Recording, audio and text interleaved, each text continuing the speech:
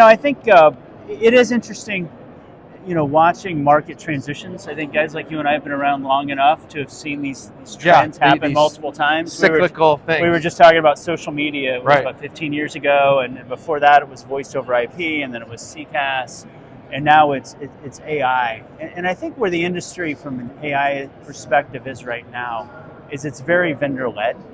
I think there's a lot of vendors that have stepped up. They've seen what's come out of OpenAI and just the ability to very quickly deliver, a product to the market. And I don't think a lot of them have really stepped back to ask, what problems are you solving for whom? Right. Like, who is your target user in the contact center? Just because you can do automated QA or better sentiment analysis or call summaries, who's actually using it? What's the vice president of operations need? What's the supervisor need? Call for? How do you bring these things together? And I think what the industry is at risk right now, is these solutions looking for a problem. Even though some of the problems are obvious, there's still a whole adoption curve that has to happen inside the contact center. And so, when I look around, what I see is a lot of companies talking about AI. They can spell it, but they really don't know what it means. And I build the stuff, so I can be I'm a bit of a tech snob. Right.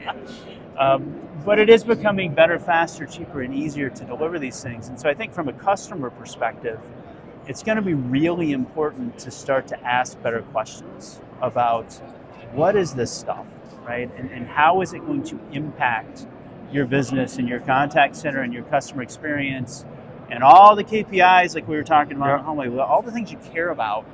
How do these new solutions map to that? And then secondarily, I'm an early stage startup guy, but you've got to ask the question, how are these companies going to be around in a year? Yeah. Because they're undifferentiated, don't really understand the market, and I think they're going to have slow market adoption as a result of that. Let's talk about that too, because I know when we were out there, even when we, well, actually, let's take a step back. Talk about the speed. Like you and I were having a conversation of the speed of maybe a conversational chatbot, right? Those types of things that you think, they're moving faster than we can adopt. Right. Can you talk a little bit on that? I thought that was really interesting. Yeah. So I do think that the technology is advancing faster than what the consumer, the customer can even conceive, right? And again, I've been building tech for longer than I can remember, and some of this stuff's hard for me to understand. And I got a team of engineers that we've got on this. And so every day we're thinking about a new use case and a new opportunity. But I don't think that the buyer or the end users yet have caught up to what these capabilities are, but then also how to do the change management around implementing them. Right. So if you're going to start automating all of your quality and your coaching and all the analysis, awesome. What's that mean to the people that are doing it the way they do it today, right?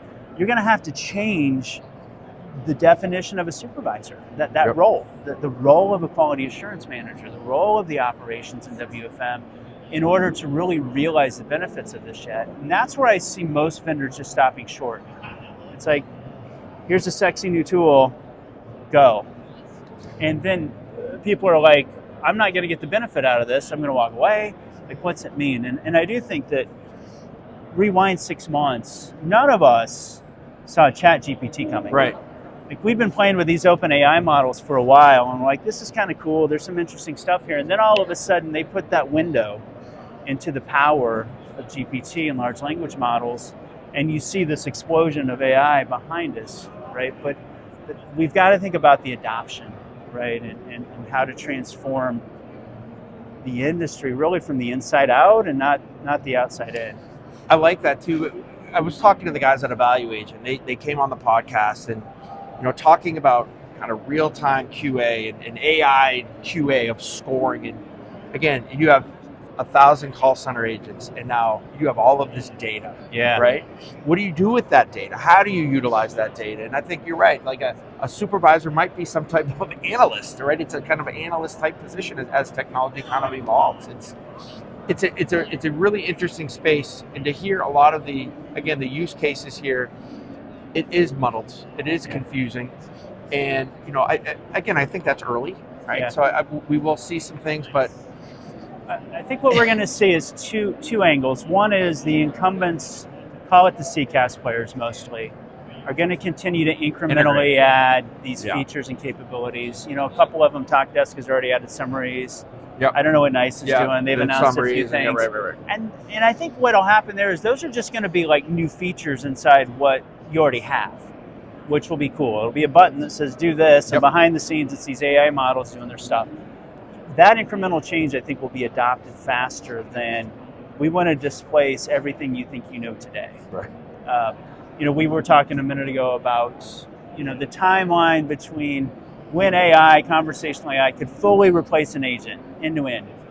Is it 5 years? Is it 3 years? I don't think anybody knows, but I think what we can speculate about is the transformation and adoption cycles. There will be early adopters that are like, hey, we're a digitally native company. I don't want to hire an agent to start.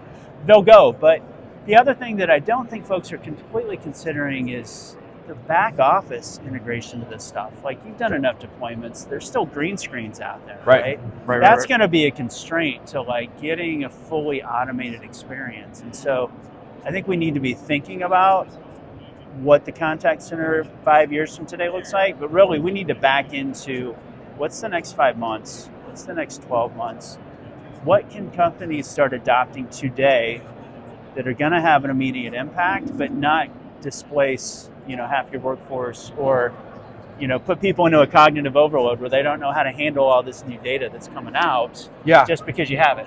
And not every call center is going to want to go full AI, right? And we had that conversation. Yeah. And I think, there's things like, again, we're doing, and I know a lot of BPOs and even internal contact centers are kind of trying to take that step, right? Like, what are the tools from an agent assist to advanced analytics to what are the tools that we can utilize now that I can wrap my head around, right? Because the full AI conversational chatbot, it's coming. It's not fully there yet. That's all anybody wants to talk about, right? They think that's AI when there is, and again, we're not dogging everybody here, but there are some really cool companies. There is some really cool technology that is coming, and it's just trying to parse through, I think, now what is real, what is not real, right? Because right now it's interesting. It's insane, yeah.